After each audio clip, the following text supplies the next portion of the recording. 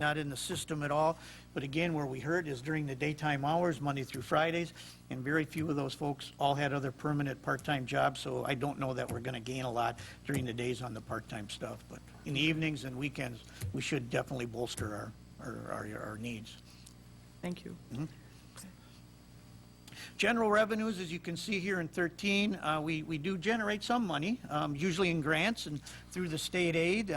And something I'll point out here in a minute to you too, other new opportunities for revenue, about $259,000. Been working with the finance director. That will be coming to you, I believe, on November 23rd to look at. There are some things I think we want to talk to you about so you get a better understanding of some of the ramifications of these services and let you have input. But that is a real possibility that we could pick up some extra dollars. That's good news. The other thing is capital fund the revenues. In 2000, this goes along with Councilmember Abrams. We did through the resuscitation consortium. That's for CPR. It's some of those mannequins that you folks worked on in that. We had a $10,000 grant from there. We also that year got a grant from the new firehouse subs for some dollars that we put into some turnout gear. In 2014, which we just bought this year, almost $400,000 to replace our outdated breathing apparatus.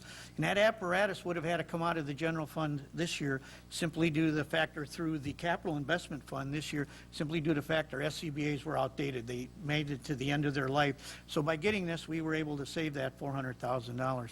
The same way goes with the station alerting system with the new CAD. We were able to add that in to where we don't need the pagers like we used to. That'll be a savings in the long run. Every pager is about $800, and between losing them and a few go through the snow blowers now and then, you know, it's a good thing that we're going this route. And of course, in 2015, we had $155 brought in there. And as I mentioned at our last staff meeting, we did receive our Dear Jane letter, and we unfortunately did not get that grant. But this was a regional grant with us, Burnsville, and the city of St. Paul for our community policing, which we have talked to you about in the past. And so last year St. Paul tried and failed. This year I did. So next year it's Burnsville's shot to see if they can pull something together. So anyways. Performance output measures, new construction, fire preparedness reviews, and that's our pre-plans in conjunction with our life safety inspections and to reduce fire loss. I almost put on there, underneath there, I was almost going to have redevelopment. And as you mentioned before, and Nick has in regards to the what great job everybody's doing with some of the issues we have in here. Our life safety group plays a huge part in that. We get out there, we find a lot of these. We work well when we do our hood inspections with Molly, that we find things that are wrong. We bring them into it. As we go out and do it in the community with our life safety, we bring Nick's folks in. We just had one here, and I won't get into where it is, but a few weeks ago we had one, and it took actually Mr. Swanson, Butch, and I were out there. It took Ollie that was out there to try and get some of these things. So we play a pretty significant part of this as we go forward, as our guys are out there seeing it both in the commercial and in the residential areas. Fire education for schools and communities. That's still large with us. We do about 1,500 kids each year.